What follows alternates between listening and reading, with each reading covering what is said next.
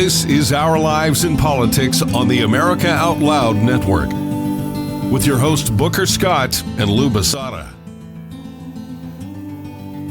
I've had an uneasy feeling about what's happening in the world for years. And if you can hear my voice right now, I know you've probably felt the same way for a while. At first, I thought it was a liberal conservative thing, a Democrat-Republican difference. But as events have happened around the world the last few years, the picture has become clearer for me and probably for you. There's a battle. There's a battle of good and evil. It's a battle of elite globalists against people around the world that want sovereignty, freedom, and liberty.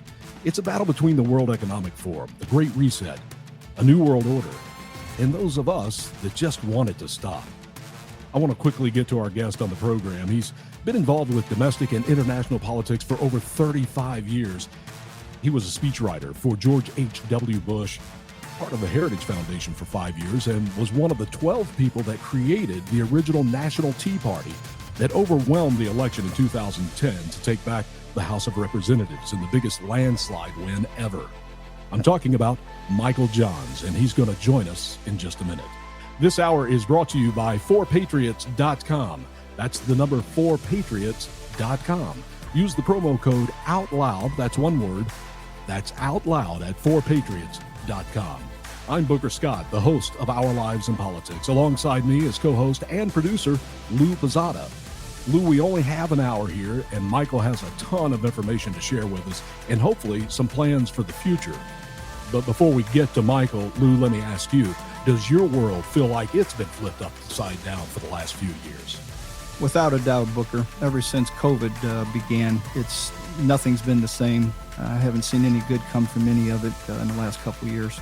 But that's my opinion. Yeah, it's been a crazy few years. And with that, let's bring in Michael Johns. Michael Johns, welcome to Our Lives in Politics. Pleasure to be back with you, Booker. And thanks for all you're doing.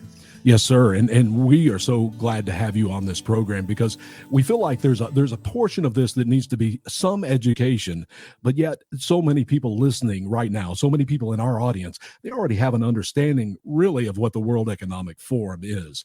And it went from what people called a conspiracy theory to, we look at last week, where every elite globalist in the country and politicians from all over the world met in Davos. And people should know that the World Economic Forum is 50 years old. Right. It's not new. So just real quick, your thoughts. Yeah, I mean, if you start with Lou's assessment, which I think is a broadly held sentiment, that among Americans maybe not engaged every day professionally in public policy or politics, there's a general sense of unease about the direction of things. And that's for good reason. And that is that not only is nothing really moving in the positive direction, but a lot of the underlying foundations that we've come to rely on, those institutions and historically in the United States, leaders that we've been able to call upon in moments of crisis and uncertainty are really shrinking from responsibility.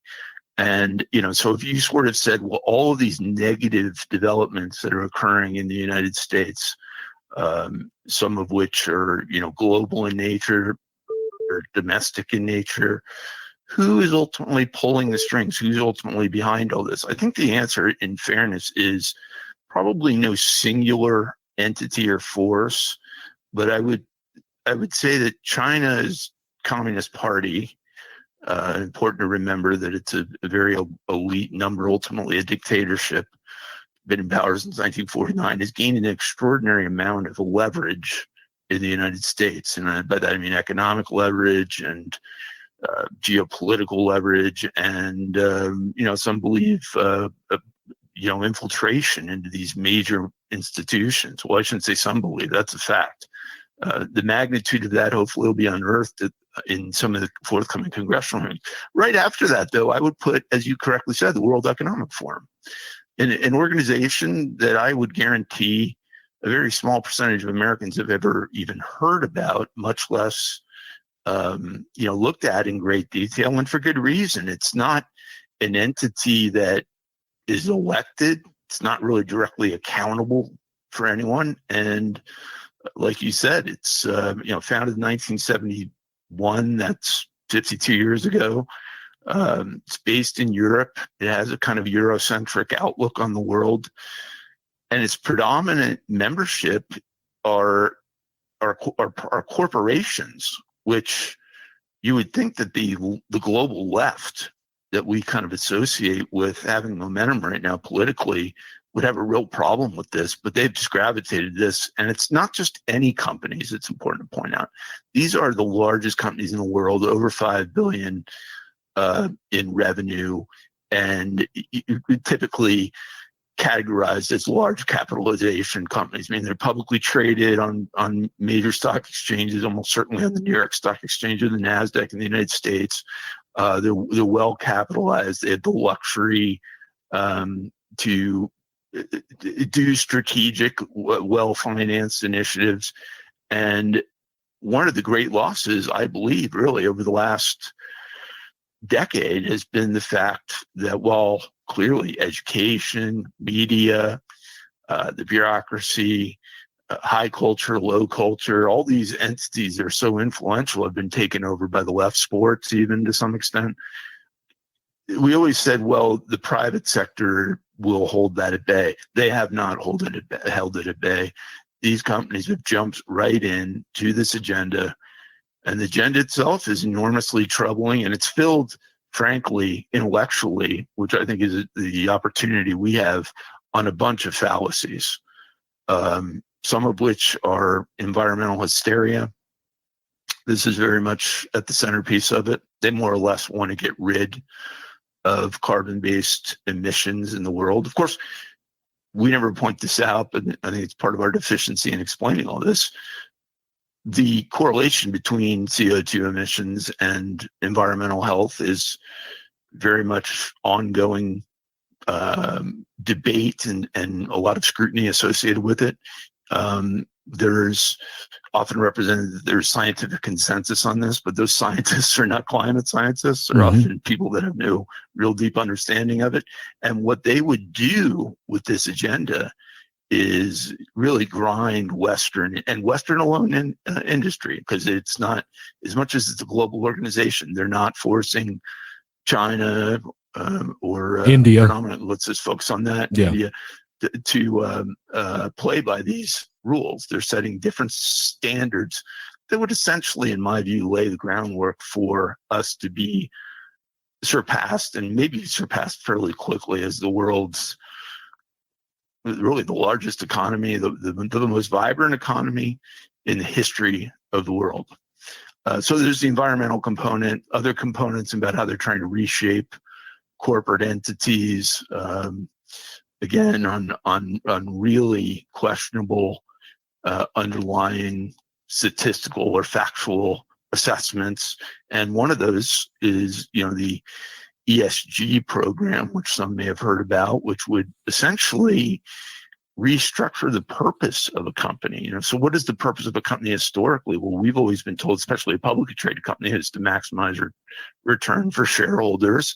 And in so doing, not alone that shareholders would be a beneficiary of that, but as they seek to do that, they would be serving customers in a constructive and positive way, and obviously providing products and services, and hopefully in an innovative, ongoing innovative way that serve real legitimate customer needs. Not in the World Economic Forum that they will restructure the purpose of a company. They've got a lot of many companies, an extraordinary amount of companies, and large ones especially, on board with redefining this as supporting what they call stakeholder capitalism, which is not capitalism, because ultimately it's, and they're very good at the phraseology on all this, but stakeholder capitalism would arbitrarily sort of select who the beneficiaries and the focus of the company should be on. So they talk about unions, they talk about the community, they talk about, other stakeholders that interact with companies, and none of this is really ever really defined with any precision, because in the precision lies all the controversy in the detail.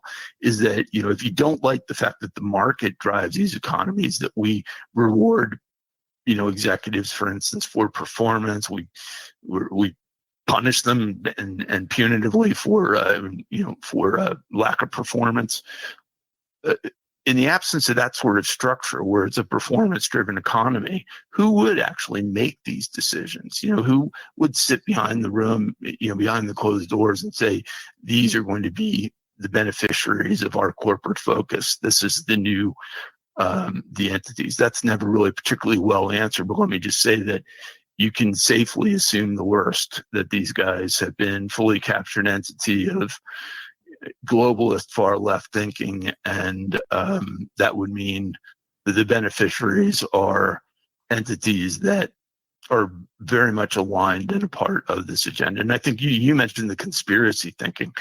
I'll just say two things about that. Number one, that's never helpful to us when we seek to bring scrutiny to any issue, and that is to speculate or to have conjecture that's not founded in fact about what's going on. So it's kind of set us back a little bit. But in a little bit of fairness, I think where does that sort of thinking ever emerge? It always emerges when you've got some degree of powerful forces in the world, usually involving governments, and governments are clearly involved with World Economic Forum and large companies, to which people feel disengaged, operating in a closed fashion and not being fully transparent or accountable. That's where people start to say, well, what are you actually hiding? The answer here is probably a whole lot more than we even realize about what they're hiding. And I think that they've been, the final point here, emboldened by the fact that they have made incredible progress with some really ultimately very unappealing ideas across some of the most influential sectors in the world. And, I'll just give you one glaring example is, I have a formal education in economics. I was talking to a few colleagues who are like, you call yourself an economist, it's a function, not anything more. I'm like, okay. But I mean, that is kind of like the foundation. And, so I've spent a lot of time reading business media. If you read business media like 20 years ago, and I'm talking about Forbes, Fortune, Business Week, or the more academic, like the MIT Management Journal or Harvard Business Review, and you pick those up like over the last few years, or if you looked at them today, which maybe you haven't, you wouldn't recognize these. I mean, Forbes used to be Steve Forbes, kind of out front. Yeah. That magazine was sold, and it's filled with all of this WEF. I want to say it's like repetitious propaganda, frankly. It just doesn't ever seem to stop. And it's never particularly innovative or appealing writing either. It's just enormously repetitious. But it's drilling home in an effective way that the broad point that Lou mentioned, which is the recipe and the culture under which really bad things tend to happen, is that things are different now. All of a sudden, because of COVID especially, we can't go back to normal. Well, why can't we go back to normal? That's never really fully explained. But everything is prefaced in light of the pandemic. Yeah, therefore, we need to do all these things that we would never sensibly or thoughtfully do on our own initiative in any other set of circumstances. We need to push back on that. Obviously, this has been enormously disruptive, costly on human terms, costly in economic terms, probably costly in very emotional ways. It's no doubt about that. That's why we need to hold China accountable for their role in it. But it doesn't change the underlying fundamentals about what does and does not work, both in a market economy and in a free society. It doesn't give government the green light to begin censoring people or taking controls that they haven't historically had or that they're not constitutionally afforded. Hey, Michael, let me ask you, do you feel like you've been able to put your finger on what the motivation is for the World Economic Forum? Is there a singular motivation for these people and the Great Reset? Well, yeah, very, very. I've spent a considerable amount of time trying to like dive into the motivations, because within the motivations, you can really understand a lot more about what the real agenda is. And I would say in this case, you have this, I think, 83-year-old German management professor, Klaus Schwab, very unappealing guy, nothing genius about him on the surface, who was originally attracted to some of the deficiencies that he saw in capitalism. Is he a Marxist? I don't think I would define it in those terms in traditional, and of course, Marxism has a really deep and rich history in German academia. Mm-hmm. But he clearly, for decades, since this 1971 founding, has been hitting home this stakeholder agenda, which I think is his way of upending the system. And it gained no traction. But it's like many things in politics, you are put, or in public policy, or in the broader influence debate over these issues, you push, you're not making a headway, and then finally he's had this breakthrough. And the breakthrough, I think, is designed essentially to upend the West as we know it. There's a certain degree of almost anti-Americanism within it, in the sense that we're continually on the receiving end of all of these edicts that this unelected entity and unelected leader have. They're not telling our primary foes in the world what to do. They wouldn't dare. And we're depicted in ways that are, I think, wholly unfair to the magnitude of promise and accomplishment that is associated with the United States of America, the greatest country in the history of the world. And that's dangerous, because one of the things we're going through right now, as you obviously noted, it's been at least a decade or longer of really both subtle and then bold levels of attacks on our founding principles, on our founding fathers, on our history, all designed to get, I think, Americans, especially younger and perhaps less educated Americans, failing to understand the great country that they've had the good fortune of being born into.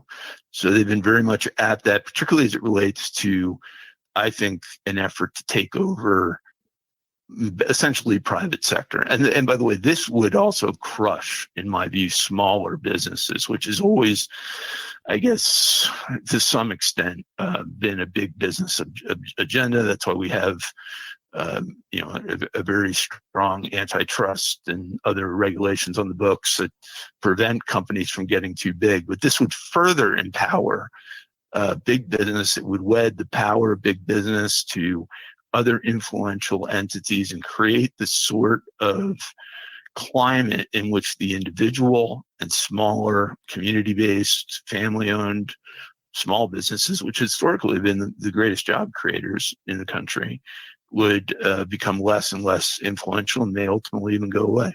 Let's back up a couple of minutes ago to when you were mentioning ESG and a stakeholder, because both of those are terms that we hear a lot when we're talking about the World Economic Forum and the Great Reset. ESG is environmental social governance. And just to really make it simple for people, when you look at social, you're talking about the wokeism and the wokeness of our society today.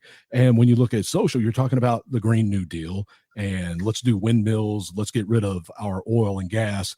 And so all those things that we have seen that Biden has done since he's been here as a president, he is kind of leading the charge on that ESG as far as politically in this country.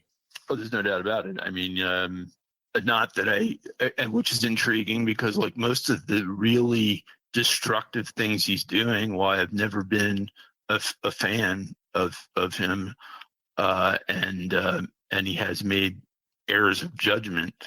You've never would have historically looked at him as this sort of ideologue. No. But he is, as many people are, seen the political and other opportunities associated with aligning with this, or maybe just doesn't, which I think is also true broadly in 2023, doesn't have the spine, the backbone to stand up and say, no, this is not the direction we're going. Yeah.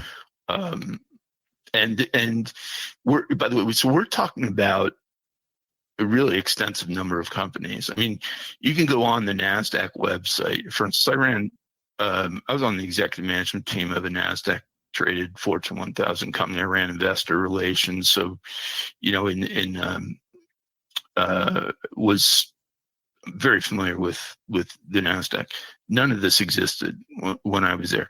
You now have whole sections there, not only where they're introducing and creating, a plan for NASDAQ traded companies to adopt these policies, but they actually have entities within NASDAQ that work with companies, both to tell their story, their ESG story about the things they're doing. Again, it's very sophisticated politically to build momentum behind the effort, and maybe to guilt those who aren't as far along with it, and then to adopt it. And then how do you measure? How do you measure the results on this? We all know how to measure results historically in a company, and not just financial ones. You can measure customer service satisfaction. You can measure product and service satisfaction, and ultimately, obviously, you're going to measure, shareholder return and revenue growth, profitability. This is a whole very subjective set of metrics, and it's frankly not what a company is designed to do. There's a lot of role for activity in these sectors. No one's saying that they're not potentially advantageous initiatives, but they're not the role of companies. And if they become the role of companies, what doesn't become the role of companies? Well, it's going to be innovation, growth. All of a sudden, growth is not that matters. So and you can see, and this is the way I look at it, like I try to think, how does that first presentation go when you're going in with these ESG standards, and you're either meeting with an executive management team, or maybe a board of directors, or say it's just the CEO and alone, and you say, all these historical metrics of shareholder return and growth and profitability that have been under which you've been measured and which companies have been measured. Yeah, just suspend all that. We're not going to do that any longer. We have a whole other different set of objectives.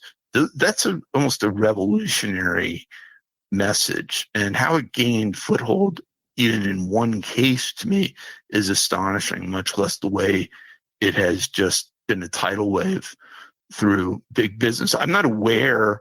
I think there might be some energy companies that are pushing back a little bit, probably because they have equal concern about the associated green energy, which is an entirely flawed initiative to its core. And Michael, we also have component. the digital currency that's a part of this, and we have 12. This is an entire overhaul. Like, okay, so 2020, is when they really unveiled what was called the global reset, and that's intriguing time because they kind of waited, and this has historically been true with Marxists, and it's been true with most totalitarian political movements, that they see in chaos or disruption the opportunity to advance ideas that we would never go for. There's a saying Mao had. He says, everything under the sun is, discombobulated or in chaos. The situation is perfect, right? Not, gee, this is horrible. So chaos is an ally of totalitarian political movements. Stability and happiness and satisfaction, conversely, which I would say largely or historically been associated with American generations, are reinforcing that we're doing the right things.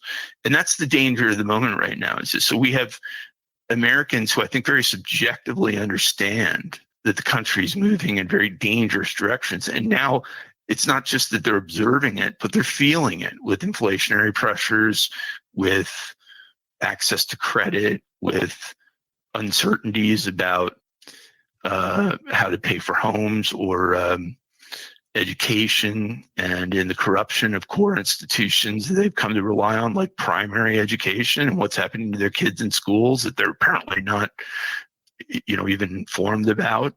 Dramatic things. These are terrifying things, but they're terrifying, especially, which I think is my main point right now, if you're facing them alone, right? If you're not, the good news, which is what we have to fall back on, is we have a country, and I think this is true in the West largely generally, that doesn't buy into this agenda. And we have the people with us, and we have the better ideas. I mean, we're not trying to force some secret agenda on anyone. We don't have alternative motives. We want the best for the country. But if we don't have the operational side of things down, I mean, we don't know how to get things done. We don't know how to advance policies. We don't know how to work collaboratively and in a unified way, or we're distracted, which I think we often are, with sort of the shiny object of the moment, or we don't take this seriously. It's all a big meme to us and a joke. Mm-hmm. This is no joke. No. This is one of the most serious moments, certainly since the Civil War. I mean, let's just say this is that really, since the Civil War, the future of our country has never been more uncertain, in my view, but it's not too late if we can adopt and adapt in an operational way to ensure that bad ideas are held at bay and good ones are uplifted and ultimately prevail. And you know what? We'll never get that done if we're not working together. We'll never get that done together. We'll never get that done if we're not strategic in the way we approach it. And that means, obviously, really, there's nothing more seriously that we could be engaged in. And I don't know why that should be surprising to anyone, because I think everyone on our side who does sort of kind of what I do in the way of making these arguments intellectually and in a policy and political way, always prefaces it by saying, the future of the world, the future of the United States is on the line. Well, if that's true, why are our operational tactics not rise to that level? Because they don't. Let's talk about that in just a couple of minutes. We're going to take a break here, Michael, but let's start talking about, on the other side of this, how we can formulate a plan, how we can unify, how we can come together. And we also, I think we should probably take a look at who's responsible for where we find ourselves right now. And we'll get into all that in a few minutes. Hey, Lou, I understand you got some snow over there this week. Is that right? That is true, and it's melting. I'm happy. Good. But do you remember the big snow and ice storm that Texas had last year? The grid went down completely. Do you remember that? Oh, it was devastating for them. Very much. Well, the national security experts are warning and letting us know that our power grid is vulnerable, very vulnerable. January marked the third time a power station in North Carolina was damaged by gunfire. Authorities are saying the attack, quote, raises a new level of threat, unquote. Authorities are now checking our own grid to see the vulnerabilities that are there. They've identified 9 key substations. Now, if these substations are attacked, power could be knocked out from coast to coast for up to 18 months. Think about that. A blackout lasting not days, but weeks or months. Your life would be frozen in time at that very moment. Lights all over the country would go out, throwing people into total darkness. And that's why having your own portable solar power right now is more important than ever. With the Patriot Power Sidekick from 4 Patriots, you get a solar generator that doesn't install in your house. It's quick, easy, portable, on the go, or you can even put it inside. It's small, about the size of a lunchbox, about 8 pounds, but it's powerful enough for your phones, medical devices, or even a mini fridge. It comes with a free solar panel and free shipping, and practically unheard of, a 365-day satisfaction guarantee. Not only that, you can get 10% off right now on your first purchase by typing the code OUTLOUD at checkout. Just go to 4patriots.com. Use the code OUTLOUD to get your 10% off the first purchase of a Patriot Power Sidekick, or for that matter, anything in the store. That's 4patriots.com. Use the code, one word, OUTLOUD. More with Michael Johns is coming up, and hopefully he'll be able to give us some direction and guidance on how to stop the Great Reset in a moment. Stay with us for more of Our Lives and Politics. Are you sick and tired of having to buy belts every couple of years, maybe even every few months? Then you need the Super Belt. The Super Belt is 100% made in America, not just assembled, but manufactured in this great old US of A. The Super Belt is not leather. It's made of an amazing nylon coated in a special polymer which makes it impossibly strong, prevents it from ever stretching, makes it waterproof, and even antimicrobial. Go to thesuperbelt.com to order the last belt you'll ever need to buy. We custom hand make every single one of these belts to fit you perfectly. They start at $60, which might sound like a lot, but you've probably spent 5 to 10 times that amount in your lifetime buying crappy belts.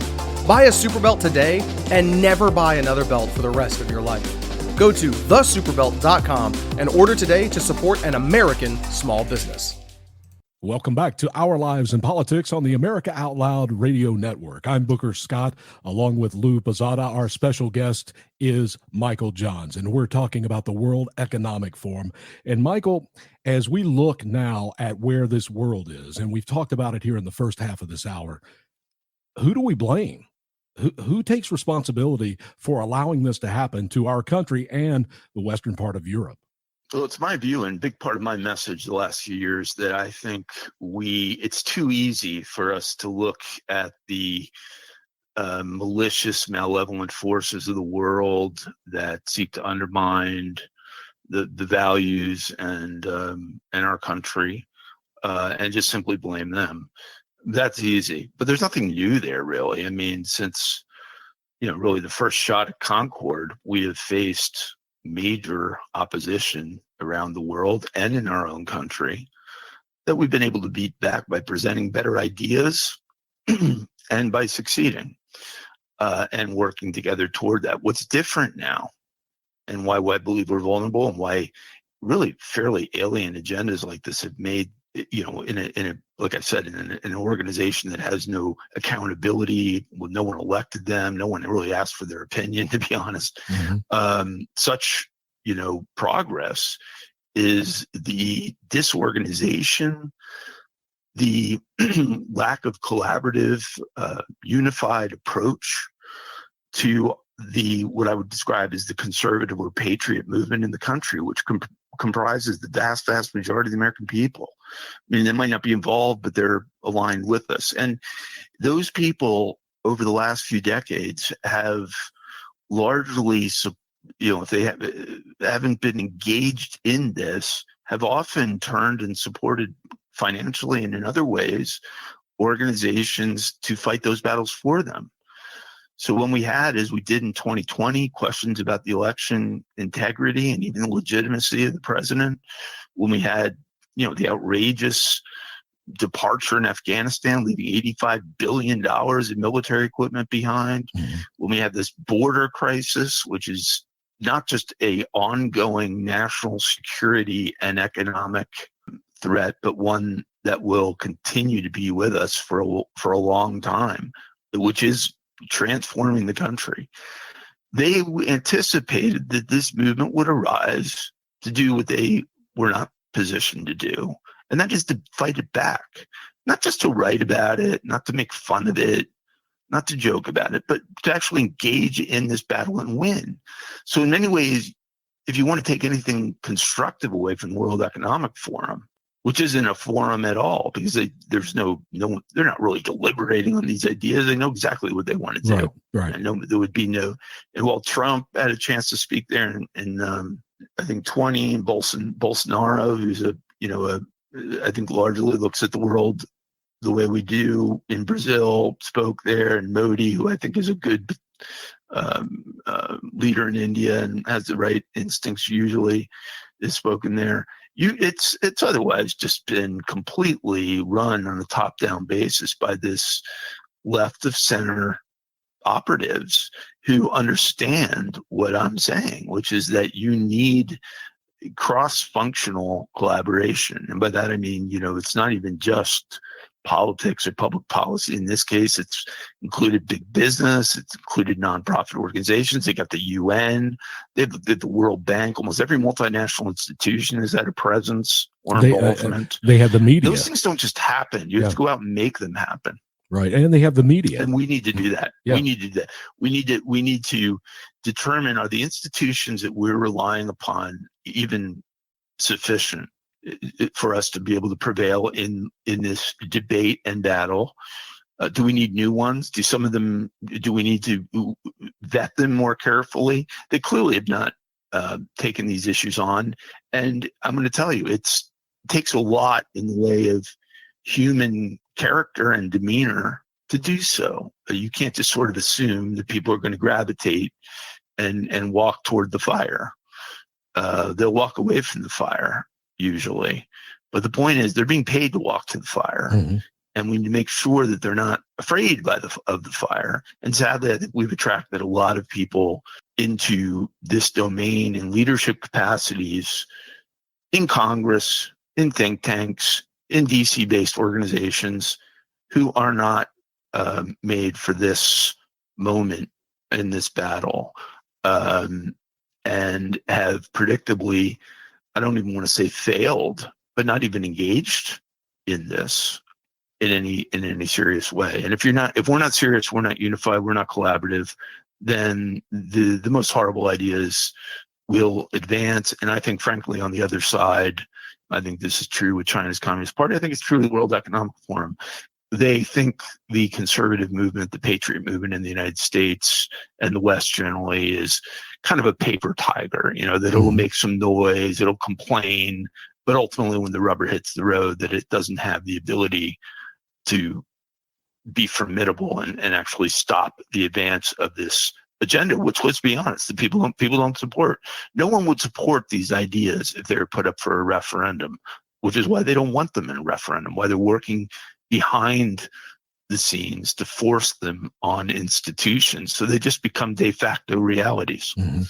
They take it to the universities, they take it to the big corporations, and it becomes a part of the fabric of the nation. But the point is, the point that I'm making, which I don't think many on our side have either made, or I don't know if they even realized it, or if they're reluctant to make it, is that it's not like we didn't have well-financed organizations that were ostensibly involved with making sure that all these vital institutions, like academia, like primary education, like media. I mean, we still have organizations out there that do nothing but point out media bias. Didn't we establish that fact 20 years ago, that the media was biased? Mm-hmm. I mean, we're now, and our focus now has to be on either creating the institutions or motivating and directing those that exist for the magnitude of this battle that's at hand, because this is something that is, in my involvement, unprecedented in the means that you just see the magnitude of resources and passion, energy, and commitment that exists on the other side. And on our side, there's passion and commitment too, but it's very disjointed. Mm-hmm. And you cannot expect, and I say this with all due respect for the American people who I'm in this for alone, that they're going to conclude individually what exactly they should do. So routinely, I'm presented with the question of, what should we do about all this? Well, we really need to be able to answer that. And in the case of the World Economic Forum and all of its subcomponent agendas, there needs to be a deliberative institutional commitment to build the coalitions and programs and efforts that are designed to preserve the greatness of American society. We are not, by the way, if you on the environment alone, if you woke up tomorrow and you did believe, which I don't, that we face an imminent, colossal threat to the world in our lifetimes by current practices, you would not start with constraining CO2 emissions in Western Europe or the United States. You would start with the world's largest polluter in China. But the World Economic Forum exempts them. They talk about human rights in some of their phraseology and some of their white papers. They didn't say one word about the genocide of the Uyghurs in China because it's inconvenient to them politically, and they're aligned with them.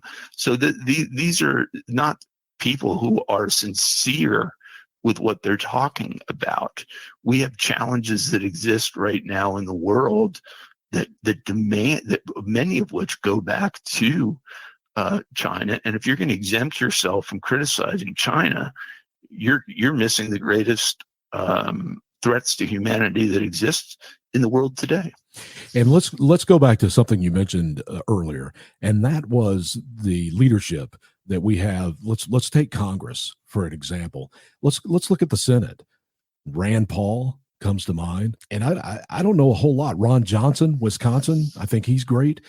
Who else do you see in the Senate? There's a lot of great guys, and frankly, a lot of these, including the two you just mentioned, were products of the Tea Party movement. It's one of the things that I think we can be proud about, that we have elevated and moved into positions of authority individuals aligned with our agenda. But if we don't structurally, and if you just want to take the congressional part of it, one of the reasons that there's such stalemate is that, firstly, the institution has become immensely partisan, but one of the reasons, more partisan than ever, one of those reasons that it's become partisan is that there's way too much power in the hands of the leadership of both the House and the Senate, not enough power in the hands of individual members who are there to represent their districts, but soon find out when they get to Washington that that's not what leadership wants to talk about. They want to talk about their agenda. Way too many bills that are presented that are vastly detailed, thousands of pages, written in legalese, no time to assess or amend them, not enough of the deliberative process that was supposed to come out of these committees. I mean, committees have turned into circuses, political circuses. That's not what they were intended to be. They were intended to really be to assess objectively issues, challenges, problems, opportunities, and the array of options, to call experts before them and to solicit the best ideas and make the most sensible decisions, regardless of partisan consideration for the country. And then the money is just a problem. Now, here's the other flip side of that, and this is something I'm wrestling with right now, is that all these deficiencies that exist within our democratic constitution-based system of government are glaringly obvious if you're paying attention, but it doesn't lead, as I think our enemies would want us to lead, to a position where we say this system is broken. The components of the system are broken. The system has been immensely successful. In fact, the best political structure that anyone could envision. Our founders were geniuses. And our founders really provided even for how to deal with moments like this. And we should look to them for both inspiration, and we need to elevate them, I think, really, in the absence of the sort of leaders that we're looking for as intellectual and leaders and leaders of character, in the way of the boldness that they brought to the challenges at hand for today. And don't think in terms, this is the mistake I think a lot of well-intentioned people make, don't think in terms of needing a singular political leader who's going to be, don't get into the issue of, who's better, Trump, DeSantis. No, the power is with the people. We formulate the political movement by which any serious presidential candidate ultimately is going to need to go and obtain support. Our most innovative and productive companies are such that if we go down that path, and if China doesn't, and no one's telling them to, and they're not ever going to do that, they're building coal plants rapidly right now. Mm-hmm. For instance, I think they're not adopting. There's no ESG in any company in China. No one's sitting around saying,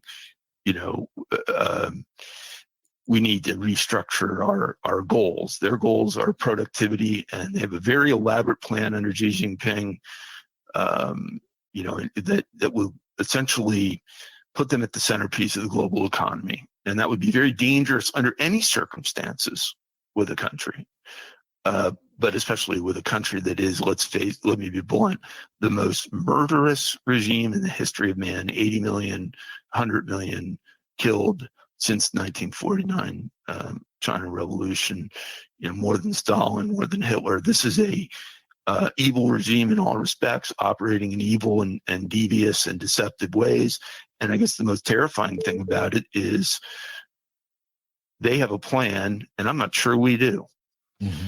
We have a system, but the system is even now being eroded and undermined. I mentioned the NASDAQ market just by way of understanding. I mean, I think roughly about $40 trillion market cap in our publicly traded companies. And, NASDAQ alone is 19.4 trillion. So there you've got, half of our publicly traded market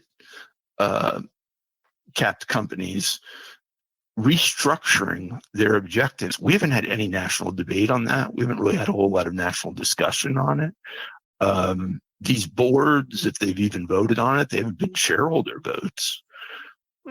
I feel these agendas, much like the unbelievable and terrifying errors made in with COVID and the obvious misrepresentation of the purported vaccine, which wasn't even really a vaccine. These are things that are going to undermine confidence in our system. And you might say, well, that's good because it'll lead us to change. But the question is, what kind of change? I mean, we need to fix these systems. We should never be in a world where we have the FDA funding, being funded by the very industry in big pharma that they're charged with regulating. I don't really even recall a debate over that. And frankly, 25 years ago, that didn't occur. Mm-hmm. These things seem to happen very quietly, and we find out about it afterwards and live with the ramifications. Same with our funding of the Wuhan Institute of Virology. A perfect example.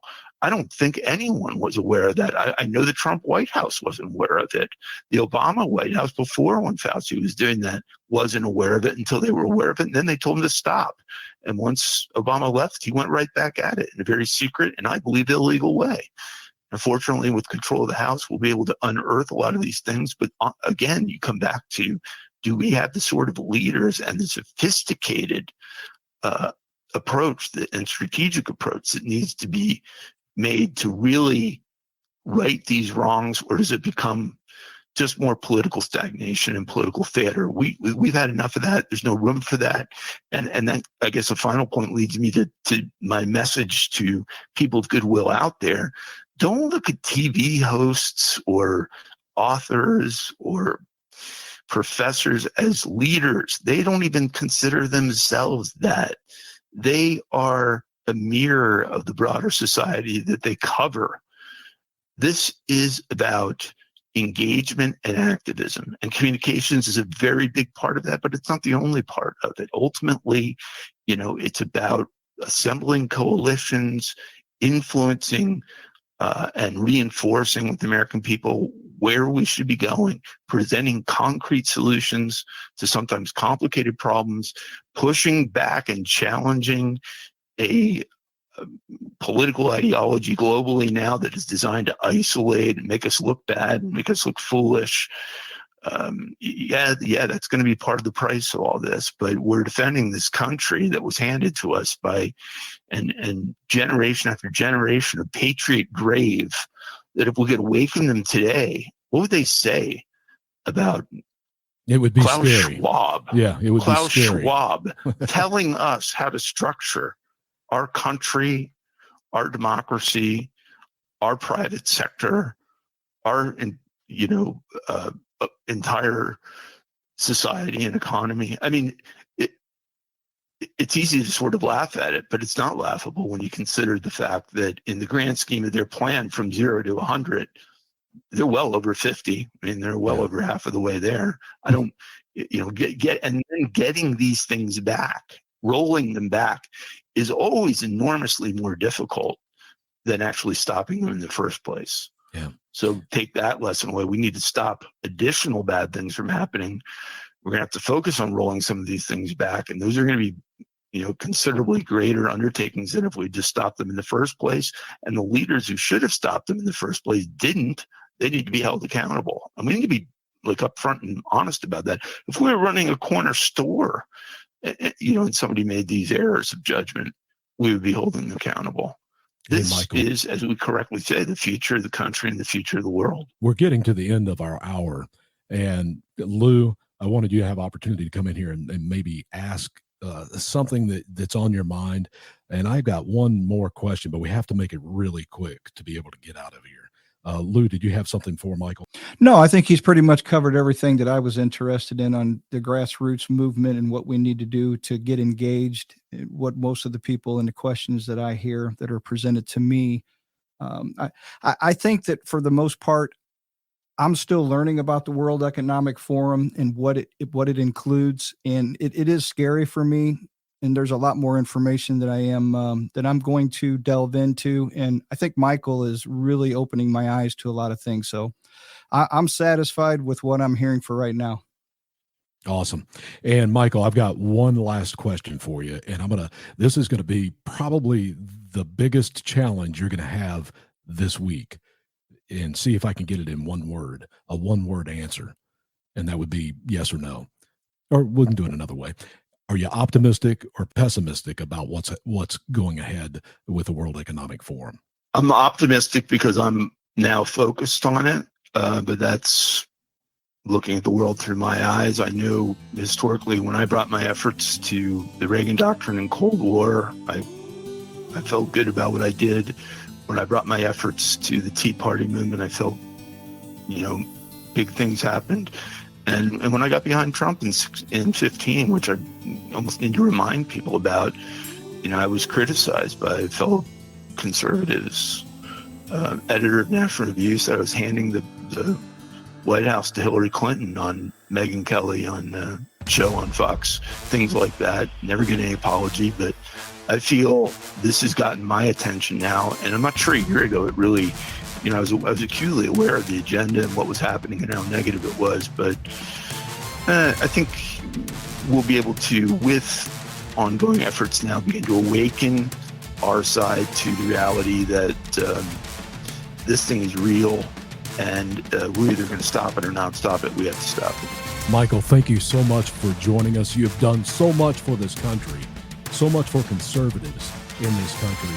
I want to thank you for that, and I know so many people listening to this right now feel the same way. Thank you for giving us your time. Thank you. This hour has been brought to you by 4patriots.com. When you go there, use promo code OUTLOUD at checkout. That's one word, OUTLOUD, at 4patriots.com. Thanks for listening, and I hope that you have a better idea and a better understanding of what we're facing with the Great Reset and the World Economic Forum. Michael Johns, as always, was fantastic. Remember, salt without flavor is useless. It's just thrown in the street to be stomped on. You are the salt of the earth, so be salty.